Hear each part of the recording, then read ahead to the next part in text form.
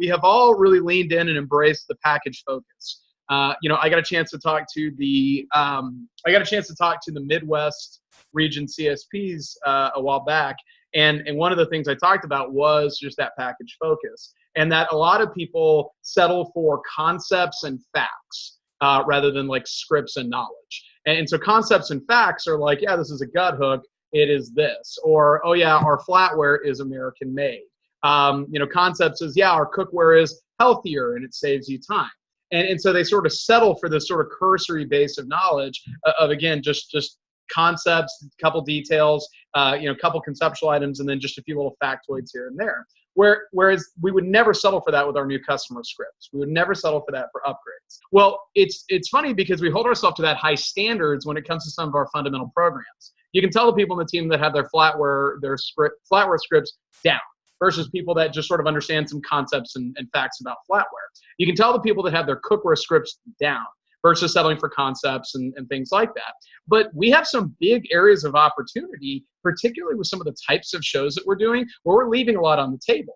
And so one of those areas that I think a lot of us have settled for just concepts and facts, not scripts, approaches, and an actual working knowledge or understanding is in the outdoor knives. For years and years and years, back before most of y'all were on the team, I would get a chance to work with Brett in the booth at the state fair. When people would come to the booth, there's just a certain type of clientele, and it's that country money, okay? And I love country money. And so there's a type of clientele out there that has the resources, they've worked hard, and they have leaned into some very expensive hobbies. But sometimes when they first see Cutco, some of the things that would draw them in about quality, longevity, community, made in America, those things don't always immediately click. And one of the easiest gateways for a lot of those customers is with the outdoor items. So Brett has just this natural confidence working with these things, and a lot of that comes from his experience as a hunter. Now, you don't need to be a great hunter. Like I have hunted, but I'm a terrible hunter, okay? But I'm very good at selling these items. Even that I don't say to flatter myself. I just know compared to a lot of the team, I've sold more. I've sold about almost $4,000 worth of hunting items so far this year at shows, which compared to the rest of the team is a very high percentage. But when I think about working the rodeo, when I think about working the Dallas Safari Club, when I think about some of the shows I've been at, I should have sold a shitload more than that. So I don't say this to flatter myself. I'm saying this because this is a tremendously underutilized area within our business. And so I think that some of those hidden packages are some of the areas that it's time for us to get our focus on. We understand the importance of upgrades, new customers, flatware, cookware, and we spent a lot of time doing this. It's time this year that we locked in on business gifts in a serious way across the team. It's time we locked in on complete accessories across the team. It's time we go in on wellness mats and things like that, affiliate products. But it's really time that we lock into those outdoor knives because that's one of our legacy items we've made longer than most of the other things that we have. So no one on the team is better equipped to talk about this than Brett. A lot of y'all just haven't had the pleasure of working in the field with Brett. You've skied with him. Maybe a few of you have even hunted with him. I think Foss has. But and I think everyone's been over to his house. But Brett has just an energy. Oh God, Brett has an energy, a generosity to him, and just a love of people and a love of the business that's just unrivaled. He's been successful as a manager, successful as a rep, successful at Costco, and everything he does. And so to turn it over to our next speaker, I'm going to unmute you so you don't even have to let go of your firearm. Let's say welcome to Mr. Brett Lancaster. Y'all ready to go hunting? Yeah! Hold on, I'm out of bullets. Let me get this. All right, let's go. Hey, everyone. Hope you're having a great day like I am right now. Great day to be out my in God. the woods. All right. Hunting, one of my favorite things. Hunting outdoors. Chelsea, it's going to be okay. Stop shaking your head. Oh, that's a great picture. This is awkward now. I didn't realize I looked like that. Hunting knives. Man, everyone sells them. Half the people don't know what they're for or what they do. It's a great thing. Like Brian, like Adam said, like most of you know, it's a great way to add to your business, especially the packages of it. A lot of people have the misconception that if you don't hunt, you can't talk to people that hunt. You don't really know how to sell it. You don't know if you're saying the right thing. I just want to kind of break it down for you and make it as easy as possible because the little things go a long way. And anyone that hunts, fishes, love the outdoors, one of the things that you'll recognize about those people is they love telling stories, they love talking, and they typically have the money to go do all those things. The gun that you just saw, that pistol, was over $1,000 pistol. So that's a knife set sitting in my right hand. That shotgun is, I don't know, Matt, how much was that shotgun? It's yours. I still have it in my house. But anyways, these things aren't cheap. People joke when they hunt that every time they shoot a bullet, there goes $5, right? That's like a running joke. Hey, how many things you shoot today? Oh, I spent about $100. I ain't shooting nothing. That's how they talk, or at least my family talks. Bullets are expensive. Camo, this little thing right there, this little headpiece, it was like $50. Just to be outfitted to go out and hunt is going to cost you, with a gun and a license and everything, you're going to spend $1,500 or $2,000 just that one time. So talk about a great thing to know about. You're already familiar with all the Cutco knives. You're talking about the K-Bar Explorer, the Outdoorsman, the drop point, the clip point, the gut hook, the pocket knife, the lockback. And Brian, you can correct me if I'm wrong. I think I saw an email. I'm still kind of new to all this. But I think the classic hunting knife is going away at some point. I saw an email. I've heard rumblings about that, but I hadn't seen an email on it. But I think we should all expect it to happen. So maybe it was an email I wasn't supposed to say that I saw. I get those a lot. But that's going away most likely, maybe or maybe not. But hunting is really kind of a simplistic thing when you think about it. After someone uses the gun or the pistol or whatever they're using, it requires a knife. And we have the best hunting knives on the market. One of the biggest tools that I use when I talk to anyone about hunting, it's one of the first things I kind of put in their hand even while I'm talking to them. If you don't have this, you can get this. I'll show it right here, but I know Brian probably has one. This is a Tom Rastrelli customer, essentially testimonial about hunting. This thing has sold me thousands upon thousands of dollars in Cutco. It's from North Star Outfitters. The guy essentially, in short, has done 58 hogs, 37 deer, 23 rams, 13 axes, 12 coyotes, 8 black bucks, 4 fallow deer, and 3 red stag. And the knife is still going. That's what it says in this testimonial right here. We get paid to sell things, but when people read things or hear customer testimonials, that is huge. That takes the pressure right off of you. And it shows, hey, look at these other people and how much they love their Cutco and the great experience that they have. So I don't think I've ever sold something hunting package without showing this, because this is such a huge and amazing thing. I'm not saying that you can't do it. We're all great salesmen. We can sell snow to an Eskimo. But this thing will help you sell not just one hunting knife, but 3, 4, 5, 6, 10. I think my biggest order, I think, was about 40 hunting knives to a guy out that had a ranch and was buying gifts and things like that. It all stemmed from this. So we can make sure you get this. It's really simple. But hunting in general, the knives, we have several 4 to 5 basic knives. I want to touch on more of the outdoor knives first, and then I'll talk about the actual hunting knives, because they're 2 different things. Our knives that we have, the Explorer and the Outdoorsman, you can tie them into hunting, but most hunters will look at that knife and they're thinking, that's not for me. If you say it's a hunting knife, those are outdoor knives. Guess what every hunter needs? Outdoor knives. It's so great because we need everything when we hunt. The outdoor knives. So the K-Bar and the Explorer, I want to go over some notes that I wrote. The K-Bar is very basic. The intro, when I start talking about hunting and things, I always bring up K-Bar because most people are familiar with the brand. It is an exclusive Marine brand.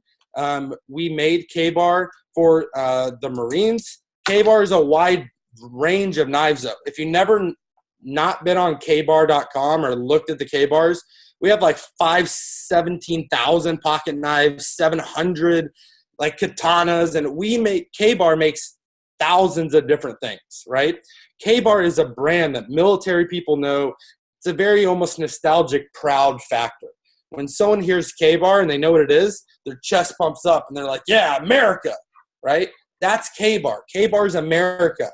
You know, Chelsea's at a military base right now giving the thumbs up. I mean, if I was there, K-Bar would be one of the first words I say almost every single time. people understand the quality. K-Bar saves lives, right? So just mentioning that gets people in the mindset of, wow, this is a quality American-made product.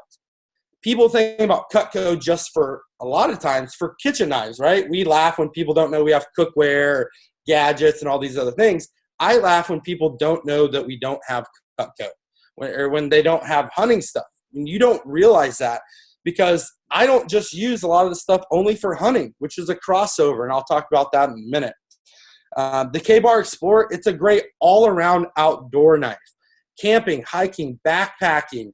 Can you use it for hunting? Yes. I would personally use it more as a protection knife for hunting than actual skinning or caping or field dressing, which I'll get into those terms and what those mean in a minute. Those are a great gift knife. Those are a great knife for, hey, your guy's already got 30 or 40 hunting knives and that's not really what you're looking for. I guarantee you he doesn't have a Cutco exclusive K-Bar. And that's the way I phrase those things, because these are a Cutco exclusive K-Bar knife.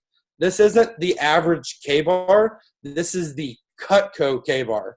And I make that a huge deal, because what Cutco stands for, and you add that to the American brand of K-Bar and the quality, it's just out of this world. When people understand that they can buy a K-Bar, that if they break, they get it fixed or replaced. I have customers that will buy a Cutco K-Bar and they will send it overseas to their kids in the military, because they want them to know if anything ever happened to that knife, they get a brand new knife for free, right? So that's more the mindset when you're talking about the K-Bar Explorer, right? Outdoors, excitement, fun, doing anything you need to do, trim some tree limbs, cut some brush, do a little bit of everything, right? It's kind of like a survival knife, if you will. The K-Bar Explorer. I know some of you, this may be stuff that some of you have heard before, but I guarantee you when I get into some of these other ones, you'll pick up some golden nuggets. The one thing I do love about the K-Bar Explorer, the people that love it, that are serious hunters like myself, a story that I tell, I've actually hit the K-Bar Explorer because I didn't have my other knives at the time. I was doing a range hunt, and I was walking through the woods, and I needed elevation. And in Texas, we don't have a lot of hills or mountains. We call a hill a mountain in Texas. So I actually took the K-Bar Explorer, and I pounded the end of it into a tree. I know that sounds, you're like, why would you do that, right? But then I stepped on that K-Bar Explorer and hugged the tree, and I gave myself a 3-foot height advantage, which I was able to see over all the brush. And that happens to be the first time that I shot a Texas doll, which scored a silver in the scoring category book. So it's actually a record doll in the silver category. And I probably wouldn't have ever even seen it if I wouldn't have, in a weird way, pounded the K-Bar Explorer knife into the tree so I could step on it. The cool story, and why I even knew that, is military snipers use K-Bar knives to do the exact same thing overseas. So that's really a cool little little story, little tidbit that you could tell someone. And I guarantee you every single person that's listening to this can think of one person that you could visualize them pounding that knife into a tree standing on it, right? Your customers feel the same way. They see the same type of things, right? I'm a big story guy. So the illustration of these knives is huge.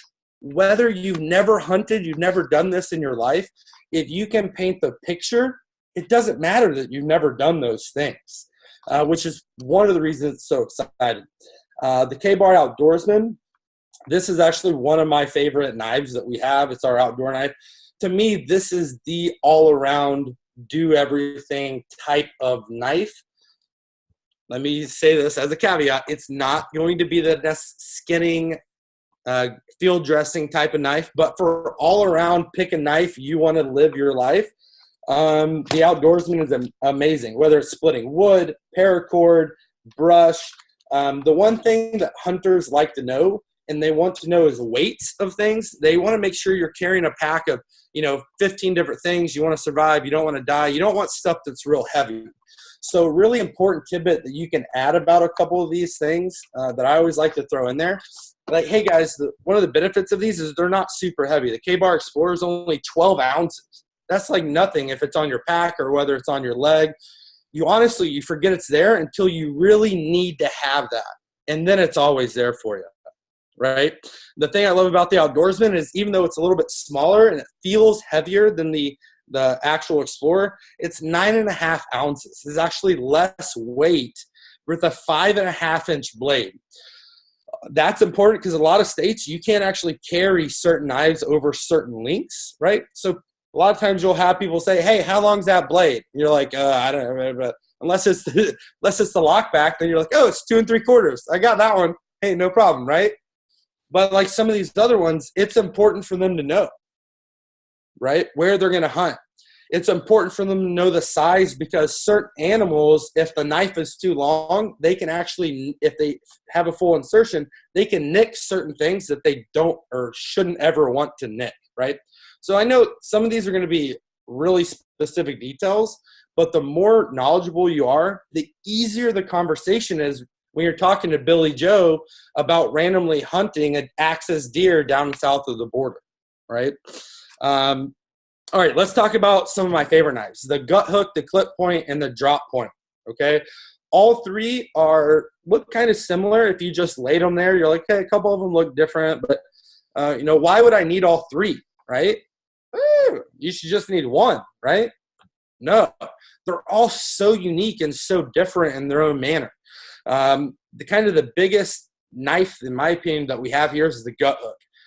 It's all the rage. People love gut hooks. The one thing I'll tell you is when you're talking to someone and you're starting to talk about the hunting products, it's always good for you to ask questions, right? You know everything that we have, but you want to find the one knife that you know they're going to get super excited about and you know you're going to sell it to them.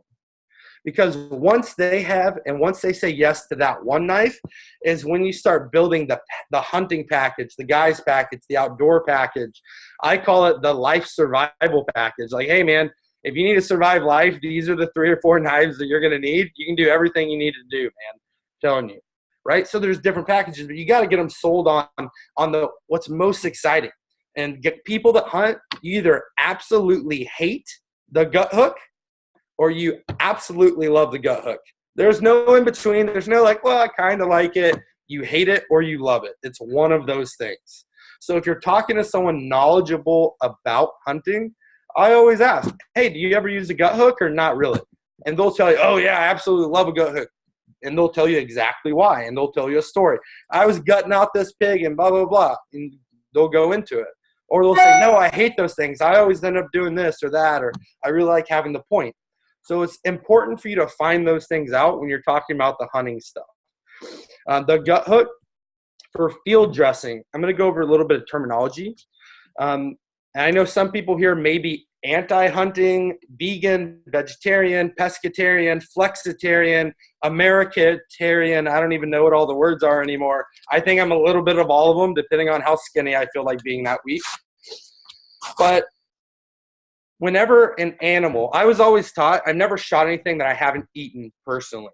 I shoot for survival, right? I'm not a trophy hunter. Granted, I do have some antlers hanging around the house, places here or there. Those are a call-in animal, though, so don't worry. But whenever you take down, is the most gentle word I can say, an animal, it's laying in the field or wherever you shot it or took it down. What happens is if the inside, and this may be a little gross, but inside guts and all that stuff, if it's not out of the animal in a soon enough time period, it actually will ruin all the meat. So everything that you've done to get there, to take the animal down, to provide meat for your family is all ruined if you can't get the intestines and all the stuff inside the animal. So what normally occurs is what's called a field dressing. That means in the field where the animal lay, you actually remove the innards from inside the animal. Why the gut hook is so important is you'll notice on the tip of the gut hook, it's not sharp, it's rounded, right? The reason is once you insert into the hide of an animal, you can literally use that rounded tip and just pull on the hide and just cut the hide of the animal open. The reason that's important is if you had a sharp knife, like the clip point knife, how it comes to that really sharp point, if you puncture or you hit an intestines or certain glands that you don't want to touch, literally the animal can poop all inside of its body or pee all inside of its body. Or you could pierce the lung or the small intestines or the big intestines and literally ruin everything just like that. So the gut hook, for anyone who's never hunted, or if you're looking for gifts, the gut hook is typically the way to go for someone because it's the most versatile of all the knives to do a little bit of everything all in one when it comes down to the three of the hunting knives, the gut hook, foot point, and the drop point. So the gut hook's a fantastic knife. Y'all all know we have two colors, black and orange. I tell every single customer, go orange. I don't care you like black. I get it. Go orange. They'll laugh. They'll argue. If they want to go black, hey, you go black. But next time you call me back to replace a knife, I'm going to make you get an orange. And they'll laugh. They're like, I don't know. That's because every hunting person in their life has lost knives. I think it's one of the dumbest things in the world for someone to have a camo colored knife. Because if you've ever walked outside in the grass or hay or anything and dropped something camo, it's extremely hard to find. Orange is the way to go. But again, your customer's always right. They can keep coming back and buying knives from you until they finally choose to go orange. So that's the gut hook. The clip point, the thing about the clip point is it comes out to that really long point. The reason that knife is so important, and the groove up top where your thumb goes or your finger goes, that's actually called a guide groove in the hunting world. The reason the clip points are world renowned for skinning out an animal, skinning means it's already field dressed. There's no innards or intestines in it. You're taking the hide or the animal skin off the meat. That is called skinning or caping out. You'll hear a lot of Safari Club Internationals. If you use the word skinning, they think you're like, kind of like the white trash in the hunting world, right? The elite of the elite, the Safari Club members, we call it caping out. You'll very rarely hear one of those guys say skinning. If you say skinning, they're like, oh yeah, okay, cool, I'm going to move on. Because those guys are that proud of shooting big game. Safari Club International, that's the biggest level. That's literally world renowned, all the top elephants, the Grand Slam and animals. These people pay $20, $30, $40, $50, $60, $150,000 is the biggest thing. I have a client that paid $150,000 to go hunting in Africa. That's absolutely insane, right? But these people, once you learn a little bit of the lingo and you start talking like them a little bit, they think you're their best friend. They think you were drinking beer last night at the campfire with them. So all these little things can add up to make a big difference. So the clip point is the one that you'd recommend if someone needs a good caping or skinning knife to remove the hide off the animal. The reason why is it comes to that point that's really thin and you have a lot of control whenever you're using the knife, okay? The counter to that is the drop point, okay? The drop point comes to a solid point. You're less likely to break that point off like you would be the clip point, but that knife is not going to be what you're going to be caping out an animal with. That knife would be the duplicate of the gut hook knife. So the knife that someone doesn't want a gut hook, but they want a field dressing knife, it's the drop point knife. That's the same. They're the exact same knife, except the gut hook just comes off with that extra gut hook on the top side. Okay, so the drop point is more heavy duty. Okay, there's no tip to break. This is a lot better for your field dressing. This can go through, you can be a little bit more rougher with it. And when you tell someone that hunts that, like, hey, this is for all, the clip point is for your caping or skinning. This is like your field dressing. You can be a little bit more rougher. You're less likely to break the tip. You have a little bit more strength. In their head, they just created 1,000 uses for that knife that you probably would never even thought of, right? So those are the three main differences between the gut hook, clip point, and drop point. Okay, clip point stands out more alone because it's a thinner blade at the top. Okay, the clip point is a 4 3/4 inch blade. Okay, so it's one of the longer blades on those, 4 3/4 inch. It's a 5-ounce knife. The whole knife weighs less than 5 ounces. So again, you hear me say this, I'll say this for all the knives. when you're talking about someone that's hunting, be like, hey, a lot of people, they have 20, 30 knives, and your bag weighs 10 or 15 pounds for all the knives. Dude, this is the one knife you can buy once, you'll have forever, and it's around 5 ounces. So you won't even feel that you have it until you need it. So those things, again, are big for hunters. Every time I walk out to go hunting, I want to carry the least amount of things on me that I can do every single thing with as possible, right? So the clip point has a 4 3/4 inch blade. You don't need to talk about the handle. No one will ever care really about the handle length. It's more about the blade length. So the clip point is 4 3/4 inches with a 5 ounce blade. The drop point is a 4.5 inch blade. It's also 5 ounces.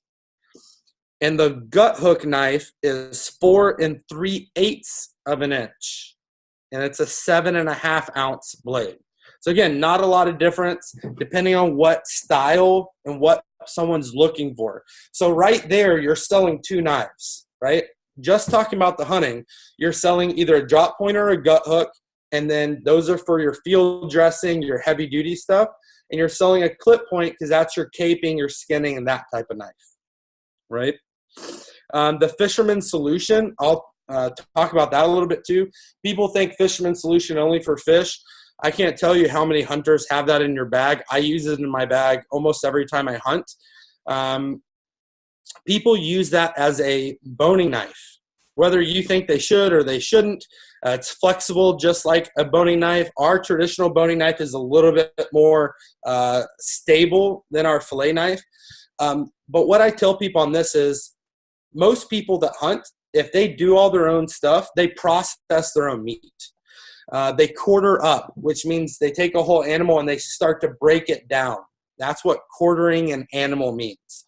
So I ask people, hey, do you do your own processing? If they say yes, that's an open leeway into the fillet knife, which is the Fisherman's Solution. That's an open leeway into our super shears, which you may be like, whoa, super shears? Those are for the kitchen. Those have actually been rated one of the top shears for hunting on the market by a couple different organizations, which I'll tell you about in a second. They're phenomenal. But the fillet knife, they can control the length. They can get nice thin cuts, get around the bone for processing. And then it's a removable blade, so they can take it out, they can wash it, they can interchange the blades if anything ever happens to it. So the fillet knife is actually the thinnest knife out of all of our outdoor hunting packages. So it gives them a lot more control on a thin cut. So if they're trying to get that thin silverback layer off of a deer, that knife is phenomenal to literally just go through and scrape that silverback layer off. Now, I know some of you people may be like, silverback, isn't that a gorilla? No, it's also part of a deer. Silver layer is also part of a fish, depending if you're fishing or not. So again, a lot of different uses for whether it's a hunting knife or a pocket knife or any of these things. The fishing knife, y'all all should know this because we joke about it all the time, Mrs. Jones. 6 to 9 inches, the blade. Unlike your husband, 6 to 9 inches. It's a fantastic knife. This could be yours. Take it home. It'll save your life. And then the Fisherman's Solution is in 9 ounces.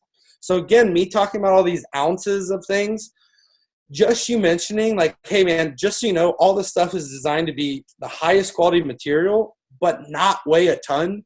If you go price high quality hunting knives, the more you pay, typically the heavier they are, which I'll get into price comparison in just a second. So I covered outdoorsman, I covered K-bar, explorer, gut hook, clip point, drop point, fillet knife, which is awesome. The classic hunting knife I'll throw in there, whether we sell it or we don't sell it, it's the longest blade that we have of our hunting knives. It's 5 3/8 inches overall. It's a 4.2 ounce knife itself. In my opinion, I love the blade of that knife over all the other blades that we have. I just wish it had a rubber handle on it. It'd be fantastic. But these knives, again, the handles are beautiful. It's an easy way to sell. If someone loves hunting and they love beautiful looking things, this is the best, most beautiful hunting knife that we've ever come out with, Mr. Jones. This is for the people that want the best, not only quality-wise, but, look wise as well. And then those are kind of easy to sell. Everything that was applicable about what I told you, the other knives, the clip point style, is applicable about that one. Super shears, real quick. Super shears, if you never thought about hunting, Matt, you were with us in Kansas. We went pheasant hunting. There were guys that actually brought their super shears with us that were using them. Super shears are called game shears. They're used to clip wings off of birds. They make small incisions, clip feet, things like that off. You're cutting through thin, small bone. Super shears are one of the best that you could ever have, whether it's turkey, whether it's dove, quail, any other fowl.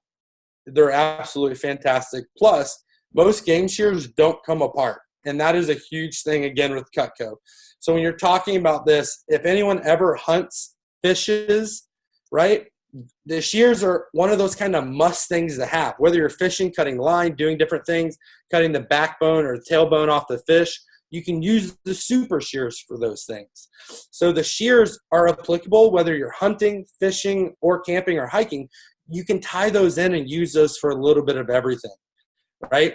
And then if you show cutting through the penny and they're a hunter and they bird hunt or fowl, most bird hunters will say, I'm a fowl guy, right? That means they like all birds. If you cut a penny in front of those people, they'll buy the super shears almost on the spot, because it is so hard to get through some of those bones, especially like if you hunt, you get 5, 6, 10, 15, 20 birds in a day. Shears that'll cut through 20 birds, 2 wings a bird, that's 40 wings in a day, and still be able to go the next day is hard to find. So that's why our super shears, they've actually been featured on Ducks Unlimited as one of the top super shear or top game shears on the market. So Ducks Unlimited 2013, 14, and 17. We're also part of the Quail Coalition. I know some of you people are like, is he making this stuff up? No, they really do exist. The Quail Coalition endorses us. They actually had us on their website for quite a while, endorsing us, one of their guys as well. Super shears are also featured. One of the things in Ranching Magazine, I know this may throw a little wrench in things for some of you doing farmer and ranching expos, but Ranching Magazines are super shears for cutting hay bale wire. That stuff is insanely hard to cut. Our super shears do a fantastic job. So whether you're on the ranch, you're hunting, you're fishing, these things can be incorporated in so many different aspects. So you get them excited about hunting, and you find out they're a farmer. You can carry this on your ranch. Hey, our super shears, they're fantastic for clipping hay bale wire, just everyday stuff around the ranch, cutting some hard tie rod stuff. You can start talking to them, and then all of a sudden, it's not something that they want to buy. It's something that they can't live without. They already have the need. You're helping them realizing that, and you're creating solutions for not just hunting and all the fun stuff, but for their everyday life, right? All the soft grip knives, I also tell people, hey, at the hunting leash, you can use those. Make sure you clean them in between, but you can use those for cutting up your meat, cooking on the barbecue. You know how your hands get slipped when you're touching raw meat or cooked meat, or you're caping out or skinning or field dressing?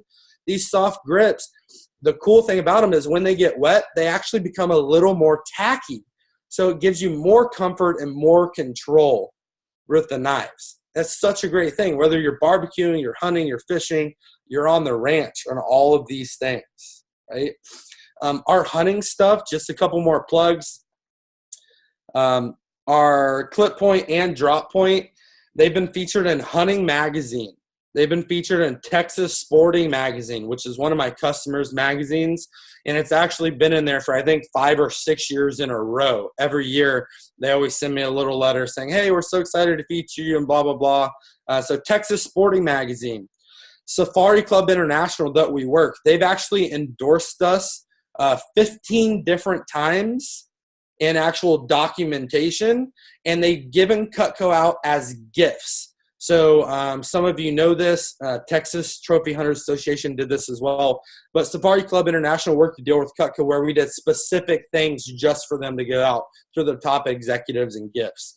In Texas, we're very proud of being in Texas. Texas Trophy Hunters Association. We work their shows. I'm a proud member. They've actually given us out and still give Cutco out to this day. One of my really good clients is a vice president of Safari Club International. He's also one on the board of Texas Hunters Association. He was the guy that was in charge of getting exclusive colored handles that Cutco did just for Texas Trophy Hunters Association and Safari Club International. So when you're talking to a hunter and you say, hey, do you hunt? Yeah, you go through all this stuff. One of the last things I love to say is, now I know you're familiar with Safari Club International, Texas Trophy Hunters, all those like great, amazing organizations, right? Like, yeah, I love those things. Or some of them are like, yeah, I'm a member. I love saying this, just like I say with the K-Bar quote. I say, hey, if Safari Club International trusts us for their knives, shouldn't you trust us for your hunting knives? And people kind of laugh and they're like, damn, I paid $20 to get in this thing. The hunts are thousands of dollars. Everything as a hunter I've ever wanted is in this Safari Club Expo. And Safari Club International uses Cutco cutlery, Cutco hunting knives. Like, that's pretty freaking awesome. As a hunter, you hear those things. You hear the big brands, Winchester, Remington, right? I say those two brands. Most of you have heard of those. Guess what? They're American-made artillery. They're American-made muscle. They're American-made guns companies, right? Cutco is just like that. We're the American-made knife to match your American-made guns. There's a reason you chose a Remington or a Luger or some of these big brands, right? Browning. They're American-made. They will work no matter what. Glock, an American-made pistol company. Glock is famous that you can throw it in the water, put it in mud, run over it, throw it off a building, pick it up, and you can shoot it and be accurate with it every single time. We are that for the hunting industry. You can pick up a hunting knife anytime, and it's going to work. Last couple things, and I'll wrap up, take any Q&A that you may have. Or one last thing. Also, a big hunters, especially in Texas area or international, you've heard of the King Ranch, K-I-N-G, the King Ranch.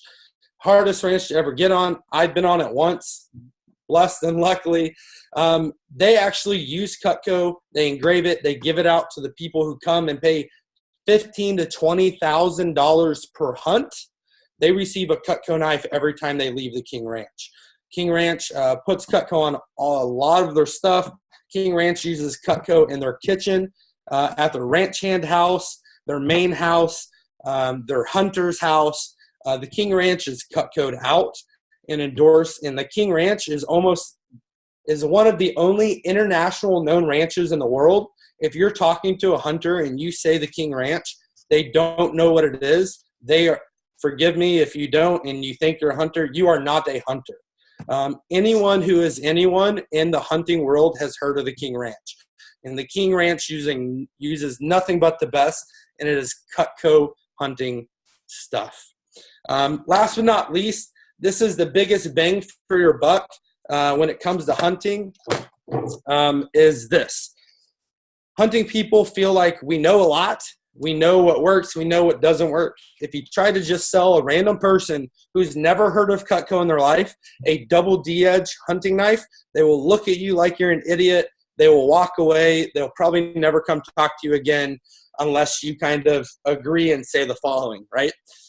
Ever since I was I was always taught you never use a serrated edge knife while hunting. It just like in all this is applicable to the in-home stuff. So you already know this, but it's just applying it to hunting.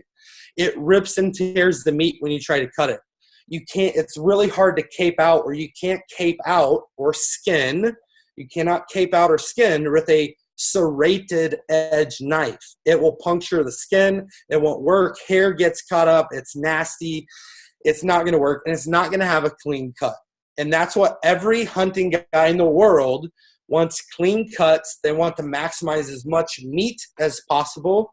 They want to be as precise as possible, and they want their knife to be as sharp as possible. So this is verbatim what I tell my customers. I'm like, hey, I know you look at this knife and it probably looks a little ridiculous. You probably think it's serrated. The cool thing is it's not, but I'm going to show you. Ever since I could walk, my grandpappy always told me if I ever used a serrated edge hunting knife, I was an absolute idiot, right? And people start shaking their head. They'll agree with you. They'll be like, yeah, I'll never use one of those.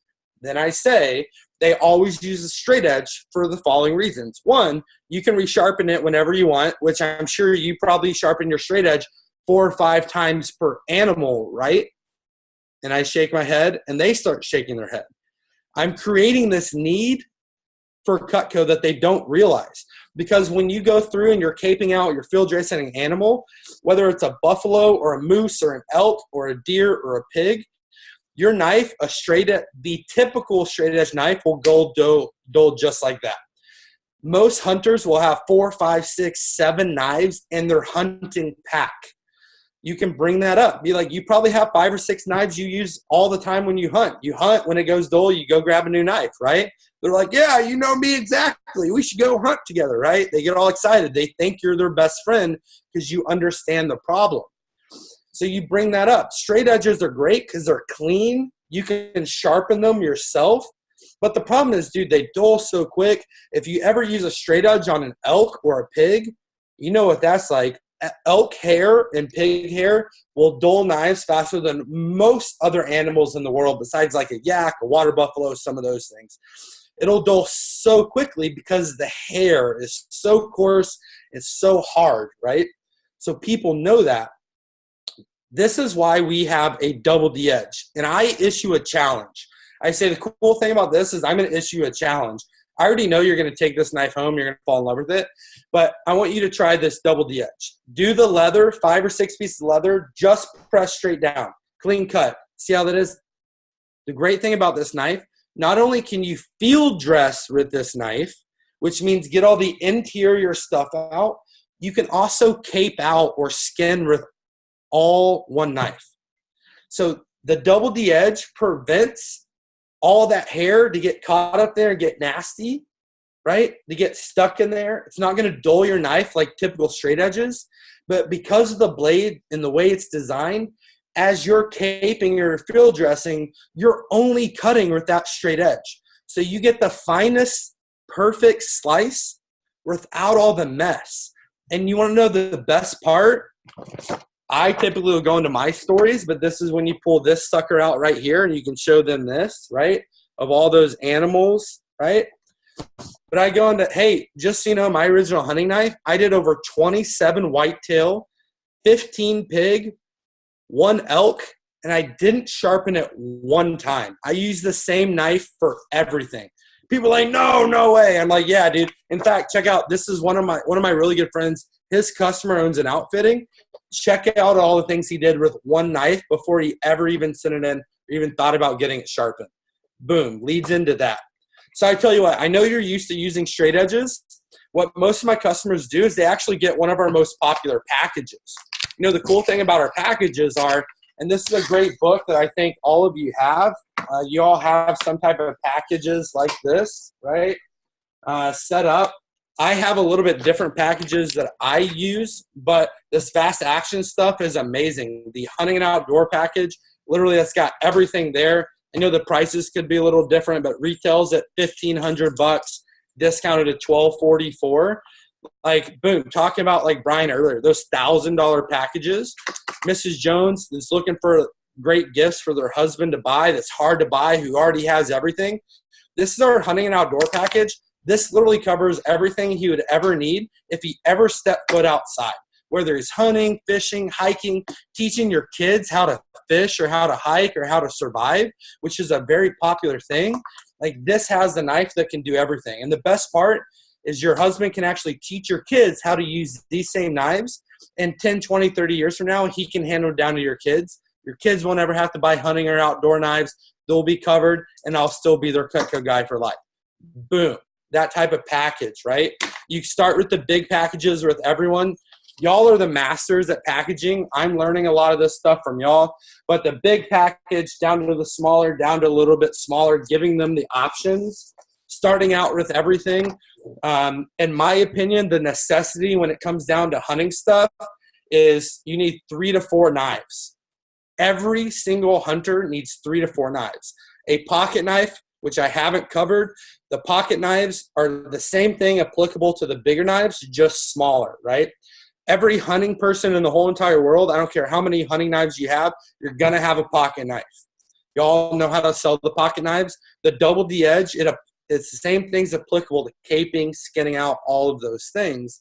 But a hunting knife is a must-have for a hunter. So the pocket knife, a clip point knife, whether it's straight edge or double D, a lot of times people have one of each, right? The clip point is for the caping or skinning. And then you need either a drop point or a gut hook right there. One of those two for the field dressing, the heavier duty stuff. And then you're either outdoorsman or you're explorer. So those 4 knives, you need a pocket knife, a caping knife, a skinning knife, and an all-around survival knife. So when you're talking to a hunter, it should be a 4-pack at a minimum, settling on 1 or 2 pieces. That's the mindset every time you talk to a hunting person. Because if you don't believe me, I challenge you, start asking. I'll give you $5. I trust you if they say they don't. But if you ask a guy that hunts, be like, hey, do you have a hunting knife? And he says he only has 1 hunting knife, unless it's a Cutco, I'll give you $5. Every single hunting person in the whole entire world will have multiple knives. They will always carry a pocket knife. At an extreme minimum, pocket knife and a hunting knife. That's 2 pieces you'll sell to every single person. So don't be afraid. Just trying, just communicating. Even if you're someone who's never hunted and you don't even like talking about it, but if you're, this really cute girl like I am on Halloween, I'm like, oh, this is your gutting knife, and the guy's like, gutting knife, and they start laughing at you or laughing with you. Just the fact that you're talking their language is a huge thing. The moment y'all started wearing camo at the hunting expos and the fairs, and you started wearing cowboy hats at the rodeos, things change. Seeing camo, that's why I wore this and the gun and all the things that I did today, is because when you embrace and you talk to someone that hunts, even this much about their language, it changes everything. You have the trust. They will listen to you. And when you issue that challenge of trying the double D edge compared to the straight edge, FYI, if they get a double D edge and they absolutely hate it, they can send it into Cutco and they give them the straight edge. They grind it off and make it a straight edge. So giving your customer that challenge, not only does it challenge them, it's like, well, damn, I got to try this knife. Not to mention American made, guaranteed forever. The guarantee I didn't touch on because y'all know those things. But if you incorporate any of the stuff that I just went through, and then you, on top of that, bring the value, again, of the American made, K-bar, break it, you buy it. We sharpen it for free in between seasons. All of those things, how many animal that it will go through before they'd have to sharpen it.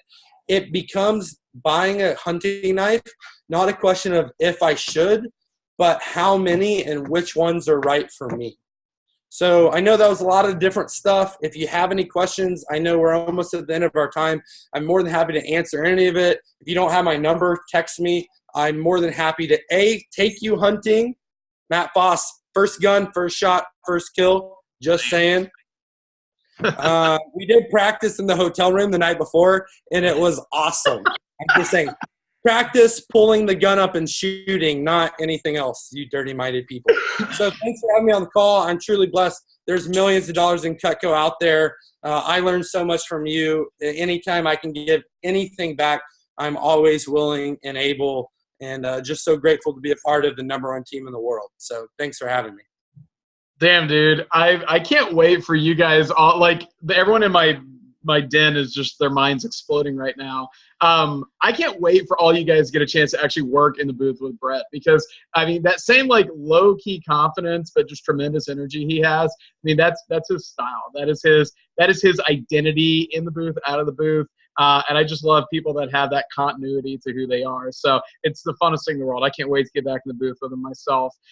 One note I had, and then one last question for you, Brett. I love the fact where he talked about wearing your camo or putting the cowboy hat on. Guys, it's not pandering. It's just respecting the culture you're in. When I work junior league shows, I wear a dress shirt and a vest. You know what I mean? Like, it's a different clientele there. And it's just it's respecting the culture of the event that you're in. And I think we could probably do a little bit better job with that with a lot of things we're doing. So I actually think that's a really great little note there that I don't want that to just slide right by. But Brett, man, this is such a transitional year for you. Like, you're training for so many things with your health. Like, you're shifting back into the field. You've been, traveling internationally, doing mission stuff, nearly dying with illness. Okay, maybe I'm exaggerating there. But I know this is a big transitional year for you. No so exaggeration. Yeah. 80 got me bad. Yeah. Haiti has gotten many people, I'm to understand. But I am curious, same question we ask everyone. What is your one thing? Do you have one area, whether it's in your business, your personal, professional life, that's a big focus for you this year that you're really excited about?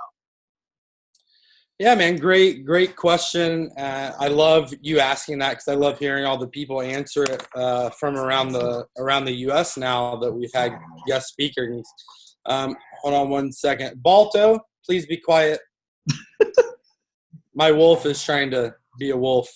For me, the big thing this year is it's kind of like a little mantra, if you will. But it's saying I'm good enough to accomplish blank, whatever it is, because blank.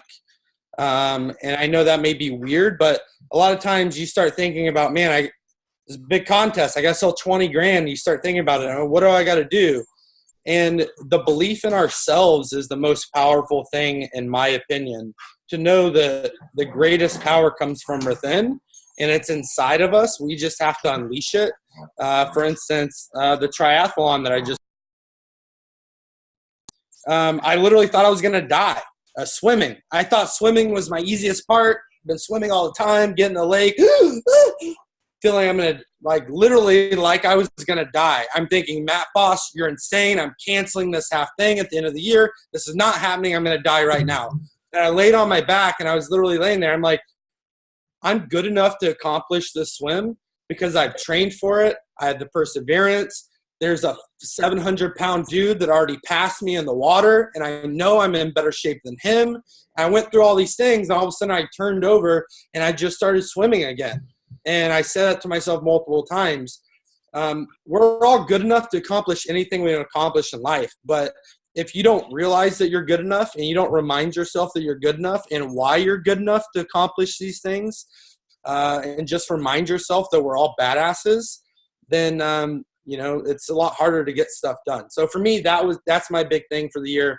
I'm good enough to accomplish anything because I'm a badass. And those words change a little bit, but I'm good enough to accomplish blank is my big takeaway for the year. I love it, man. Dude, that's amazing. Well, guys, for those of you who hadn't had actually a chance to hear Brett speak or be in the booth with him, I'm guessing that probably fired all of you up to do more than just hang out in his backyard. Although he does have the coolest backyard in the Texoma division, and that includes me, John, and everyone in Great Plains too. Who's fired up to sell hunting stuff now? Again, it's one of those areas where even if you think you're good at it, and that's always my message I have for people, you may think you're good at something, but what do the numbers say? You may think you're good at X, but what do your numbers say? So there's a lot of areas that maybe we have an inflated sense of not necessarily our ability, but our execution.